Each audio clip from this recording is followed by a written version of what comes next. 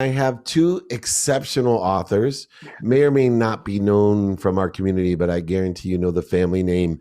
Saje and Serena Dyer have written a book called The Knowing. They're both speakers, but they also are the daughters of my hero, my mentor, Dr. Wayne Dyer. And I want to welcome both of you to my special home, the Playbook. And I can't wait for me to share with the world the things that not only you've learned, but you've appreciated and now are willing to give away for the betterment of others, to elevate yourself. Um, I know it must be really difficult in some ways to have a father like Dr. Wayne Dyer because you are competing against something or compared against something. And just the fact that comparison robs joy makes things more difficult to appreciate what you've learned and to give it away. So I want to start with writing a book like The Knowing. There had to be some resistance that you are going to be compared to the extraordinary books that your father has written instead of, hey, maybe we can appreciate what our father has written and we'd like to give that away with the added value that Saje and Serena have for what has been written and now is pertinent and relevant to today. Well, let me just jump in. This is Serena, and thank you again for having us. That was quite an introduction. But I can say that I know that I speak for Saje and myself, which I usually don't do. She's my younger sister, so I try not to speak for her because, you know, that's when the claws come out. But three daughters, only three, but I hear you. but I will say that I know that I speak for her and myself when I say that there was absolutely no hesitation in putting this book out because I know this is going to sound cheesy or cliche, but we were truly raised to believe and to know that there is enough sunshine for everybody. There's enough abundance in the universe for everybody. And the more abundance I have, the more opportunity I have to give it away. In fact, I'll take it a step further and say, we were really raised to know that the more I give it away, the more abundance I have. And that the universe responds to who you are, not just to what you want. And so, go ahead. Yeah, Serena, it's interesting. I had to interrupt you because, you know, I sat here and I was just so privileged to help with the book, meaning to promote you and promote the book. And I'm going to introduce you to everyone I know because everybody needs to read this book. But yet you were surprised that I truly subscribe to that philosophy. It was, you know, even a surprise to you and your sister that, hey, there's a lot of people with big followings like yours that maybe talk a talk, but you actually are, you know, subscribing to what you told me you believe. Why was it such a surprise that people haven't learned that lesson? I would say it was a surprise to me in some way, but the thing that was surprising to me was just how generous you have been toward us and how receptive you have been toward our message and how willing you have been to share your platform. So that was surprising to me. But I do actually believe that generous people, and obviously you're generous by your nature, that's why you're having us on and you've been willing to share our book. Generous people are generous whether they're poor or whether they're wealthy, because generosity is their nature. And so I was surprised with just how much you meant it, because some people say it and they don't really mean it, but I wasn't surprised given your level of success, if that makes sense. Oh, it does. And Saje, how about you? How, you know, does this all apply? I know rare enough your sister's actually speaking for you. What's your perspective? I'm letting it slide this time. Yeah, I mean, we were just raised to believe that what you put your attention on grows. And if you're putting your attention on lack and that you don't have enough to give away, you're going to create more lack and you're going to create more opportunity to not have enough to give away. Whereas if you give yourself away freely because you know that you're tapped into an ocean of abundance. I mean, our dad used to say you could take a dropper to the ocean every single day and take water out and it will never be any less because it's infinitely abundant. And that's how you have to think of your life, whether you're there or not. I remember my dad one summer was really focused on seeing the clock at 11:11, and he had all of us doing the same thing, which is just like it's just a silly experiment. But if we saw our phone at 11:11, we were supposed to text him so he would see his phone at 11:11. What it really taught me was the first thing I said, which is what you put your attention on grows and expands. Because as soon as we started doing that, right, we were seeing 11:11 everywhere once a day, and then also other places, license plates and receipts and totals on, so it's just what you put your attention on grows. Yeah, I know my birthday's 1/11, so when I heard your father tell that story, it just got even worse for me. Automatic entry to heaven. If you have a 1/11 birthday or 11/11 birthday, automatically you go to heaven. I love it. No, just kidding. I'm just saying that because you're being so nice to us. I love that. Well, I want to get to that mathematical equation, what I call the Dyer mathematical equation of luck, which is what you pay attention to and give your intention to equal the coincidences in your life. And it's a mathematical equation of luck that I've learned through you and your father. But one of the things that I think is interesting is you wrote a book called Knowing, and a lot of people think they know things. And one of the other lessons that I've learned in life is that when we think we know something, we're basing it on partial evidence. And that partial evidence is based on senses that are faulty, memory that's faulty. It's based on ignorance, in other words, as well as doubt and fear. And partial evidence appearing real can actually create fear. But yet you titled your book Knowing. And so I was wondering, Sage, I'll start with you on this one. What does the title mean to you, and why did you guys decide on, the title Knowing? Yeah. So, something you just said triggered something my dad always said, which was that it's not what you don't know that gets you into trouble. It's what you know for sure that just ain't so. And, I think there's so much truth in that. So many of us are so convicted in our beliefs, and often they're wrong. And the knowing for us, when you read the book, you'll realize it's not that at all. It's not something that you're loud about. It's not a conviction. It's an inner knowing. It's almost akin to like an intuition. And it's something that I like to think of it as like a lighthouse, an internal lighthouse that we all have the ability to tap into and to find guidance from. But often our convictions and society and things like that get in the way of tapping into it. And it was after our dad passed away that, for me, I'll say I was challenged for the first time was I going to be able to apply his life's work? Because for the first time in my life, I was really going through something that was hard and, struggling, and it made me question things. And so was I going to be able to apply his work to the situation I was now in? Because prior to that, I was pretty smooth sailing, and it didn't happen overnight. And it took a lot of commitment and, recommitment and changing my thoughts and aligning. And what we found was that just a lot of, we experienced so many signs and synchronicities. And you said coincidences, like our dad used to say the word coincidence is derived from the mathematical term coincide, which means two angles that fit together perfectly. And we've taken this word to mean two things that happen accidentally, but they seem cool and it's synchronistic, but really it's something that's happening perfectly, and you should pay attention to those. And, coincidences are part of the knowing in our book. And it's just tapping into your own inner guidance. It's going with the flow, not against the current.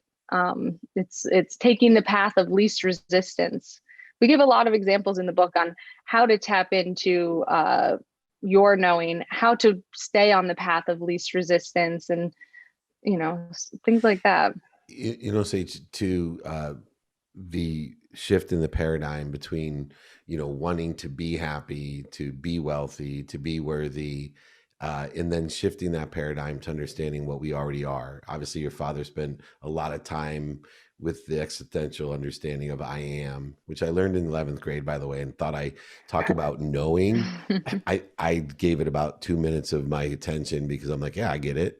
And here I am 53 years old exploring 3 letters, 2 words, I am, in depth almost every day, whether it be from your father's works, from the Knowing book that you've written, or Course in Miracles, really exploring what stands behind these things. And, what, Serena, was the reasoning behind the book? Beyond, the lessons that you've learned, there seems to be some reason or reasoning behind writing it. Honestly, I think it was a fear that our dad was going to haunt us if we didn't continue his work. I'm just kidding. But in all honesty, sort of. I think that there was always a desire to continue getting the experience of being raised by him and the experience of growing up from the time that we were essentially conceived in a spiritual household, to talking about that, to getting that message out, because there's so many people that live according to rules we were not allowed to live as children. Like, for example, Saje and I are the youngest two girls of 8 children. And we were never allowed to use the word blame. Blame was just not allowed, because we were taught that you had to take responsibility for everything that shows up in your life. And so that's really unique. And as I've gotten older, I've realized that that is not the way most people are raised. And that's definitely not the way most people think. So that's just one example of sort of this kind of realization that Saje and I had, that we've had this really unique upbringing. And in so many ways, there have been like true miracles that have taken place in our lives or in people's lives who think similarly to the way we were taught to think. And that is something that you cannot keep to yourself. It's something that, it's so worth sharing. You'll take any risk there is to get the word out there. And I think that that's how we both felt. And I think we both did feel, actually, as weird as it may sound, I think we both did feel our dad's presence. Saje and I had each written a book with him before he passed away. So I think we both felt his kind of like, even before he died, he was kind of preparing us to do some of his work. And now it's like, it's a no-brainer because it's the truth. So many people don't realize that what you think, your thoughts are energy, and that the entire universe is energy, and that you attract in life what you are. Your energy vibrates at a certain frequency, and everything that you bring into your life is on that same frequency. And I think that's a really unique way of growing up and hearing about things, because it's so much easier to say, like, it's her fault, or it's my mother-in-law's fault, or it's my ex-husband's doing. I am this way because my parents are this way. I mean, to have to take responsibility for everything that shows up in your life and all of the things that you are, including the bad, there's so much freedom in that. There's so much power in that. And there's also, it sucks sometimes. Right. You want to blame someone else. The lessons, right, of accountability, learning to ask yourself, what did I do to attract this to myself, and what am I supposed to learn from it? One of the other things, I'm, a father of 4, I have 3 daughters, and I'm constantly telling myself, these girls, they're not for me, they're through me. And I'm listening to both of you, and I can see that your father you came through your father, and now he's coming back through you with appreciation. And that appreciation stems from your ability to take what he has shown you and appreciate it, meaning give it your perspective, finding your light, your love, and your lessons from it, your forgiveness in it, your accountability of it, and the inspiration that it brings to you and through you to others. What does that mean to you now that your father has passed? The idea that you come through your father, not for him. And I was hoping, Saje, you give me one example, and Serena, one example of how you see your father coming through, not to or for you, but through you, without him always telling you, but you watching and learning and allowing. I know your father's very open to allowing you to make your choices in life, whether it was dropping out of college or whatever else some of your sisters or brothers did, as I've learned. But I really would love to learn about how here, the 2 youngest daughters, your father has come through you, not to or for. Yeah, I mean, I can speak to that. I literally have a poem it's on a canvas in my son's room. I have a 2-year-old that says, I'm forgetting the author of the poem, but it starts out with, your children come through you, not for you. You know, your children are not your children. They are the product of life's longing for itself, and they come through you and not from you, or for you. And I can say that, you know, my dad, the reason that's on a canvas in my son's room is because my dad said that all the time. And it spoke to me when I found out I was pregnant. And I said, this isn't my son for me. I'm not having a baby. I'm having a baby who's going to turn into a person and have his own wants and desires. And I can wrap my head around that somewhat easily, because that's exactly how we were raised. There was no pressure from either of our parents to be certain people, to go to a certain college, or to follow a certain religion. Yeah, marry a certain person. Right. None of that. It was just an environment of an expectation to be kind and loving to one another and towards ourselves. And as long as we were doing that, our parents supported us. They weren't like overly involved in our lives growing up. My mom still is not. My dad was not. They weren't concerned. I mean, they had their own lives to live, their own dharmas to fulfill. And they parented us and they guided us very much, but they also allowed us to be who we wanted to be, which I think is a freedom that as parents, we owe our children. And if you don't give it to them, it comes out in other ways, you know? And the truth is that we ended up wanting to spend more time with our parents, honestly, than either one of them wanted to spend with us, because you're Finally, so drawn. Some parents like me and my wife, my girls just came home from college. Like, you know, you're the only parents that don't want their kids to move back in with them. Like, all the other parents don't want them to leave. I have a PR guy, Jake, and his mom is like, don't give him any more money. He's going to move out. I was like, I can't believe I have a mom telling me not to pay this kid more. Right.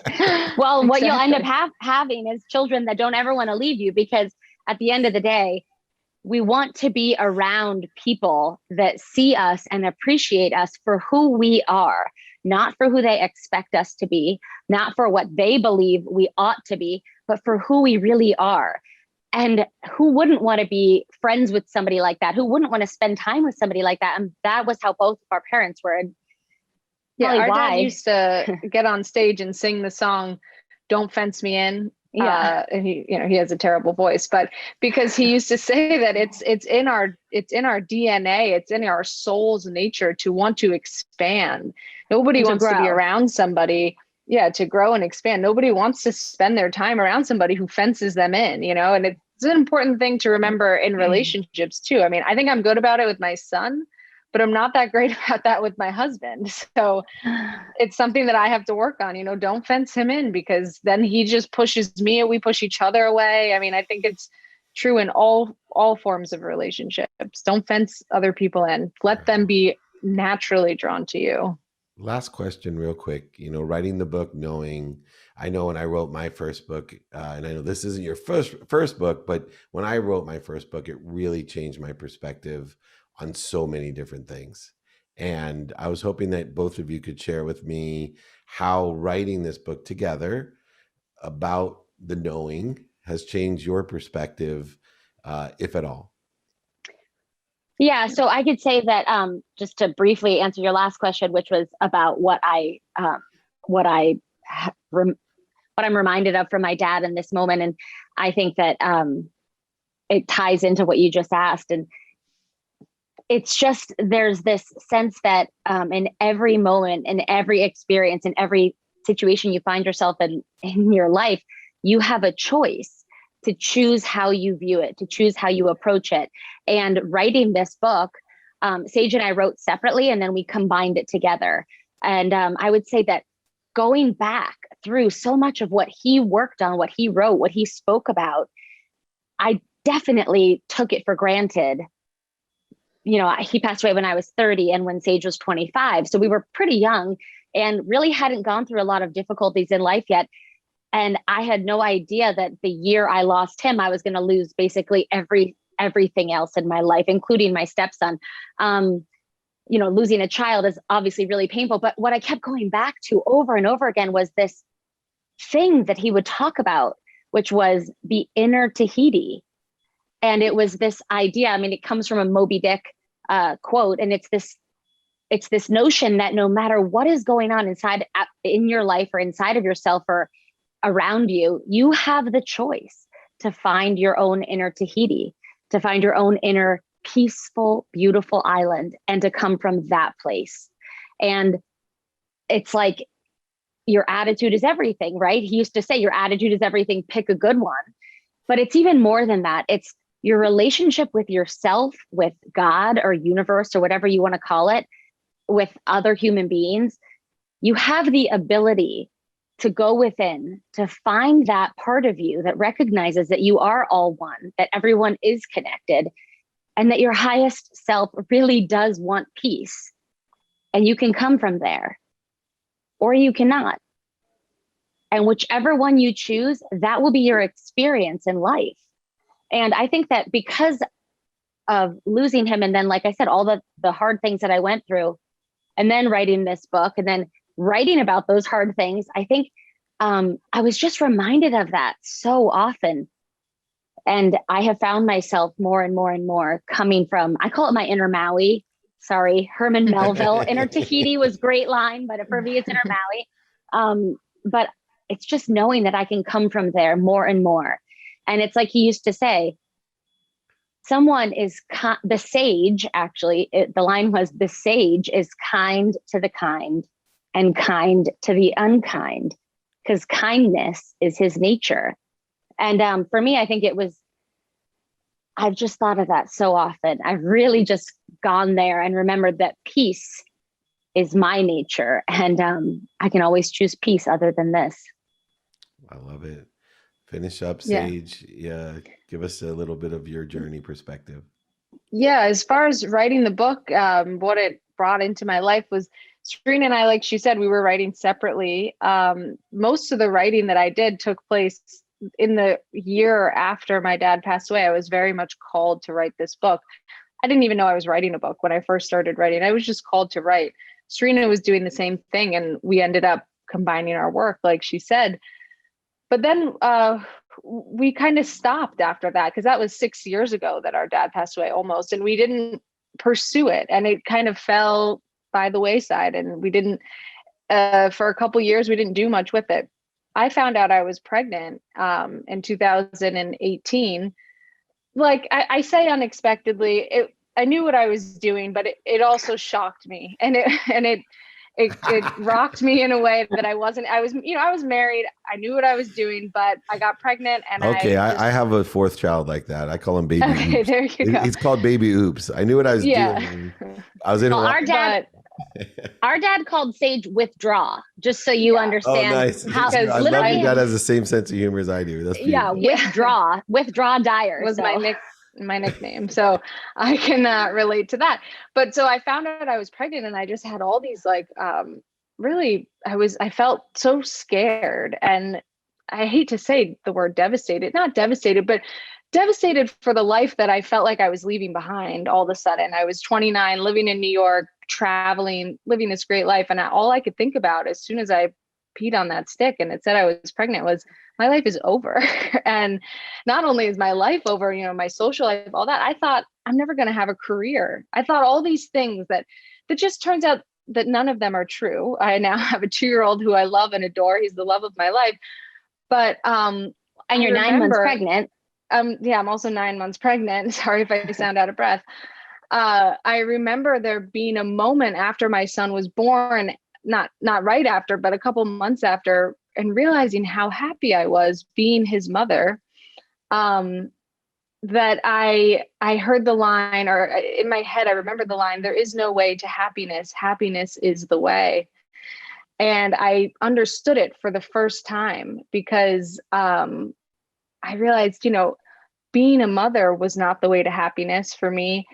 Staying single, and not single, I was married, but you know what I mean, without children and traveling and doing whatever I wanted my life also was not the way to happiness for me. I bring the happiness to my life every day. I bring I can choose to see purpose in every single thing that I do, which brings me a sense of happiness. I don't like this idea that we go out and we have to find our one purpose. I think that that's a scary thought. And you could think like, well, I'm in my 30s and I still haven't found it, or I'm in my 40s or my 50s and I still haven't found it. I don't think it works that way, at least not for me. We find purpose in everything that we do, and then that is your purpose. I find purpose in doing this podcast with both of you right now, and I'm going to find purpose when I go back out into the living room and I take care of my son and I'm his mother. And happiness is the way. You bring the happiness. I talked to Chris Gardner and Will Smith, who did a movie called The Pursuit of Happiness. I don't know if you guys are young enough or old enough to know it, but it's a great movie. Told them they got it wrong, right? According to your dad, happiness is the pursuit. And right. More importantly, your father taught me one other thing, listening to both of you. Your thoughts about your purpose are your purpose. And that was one of those great things that changed my perspective and my purpose and my ability to give meaning to everything I see, just like he's taught you, me, all of us here, and how it's changed our lives. And I want to have you on so many more things. I'm going to introduce you. I want everyone to go out, buy The Knowing, get The Knowing. It's everywhere, recently released. It's one thing to learn from Wayne Dyer, but I think under my mission in life to empower over 1 billion people to be happy, it's the appreciation. And I'm in almost tears thinking someday maybe my daughters will sit here and give their appreciation to what I allowed them to experience through me. They will. Beautiful, beautiful example of empowerment and just kindness and love, which are things I live by. My favorite quote is to be kind to your future self. And I must be doing something right to have two blessed angels of Wayne Dyers here with me, Saje and Serena Dyer, the authors of the new book, The Knowing, incredible entrepreneurs, speakers, and souls. Thank you so much for joining me.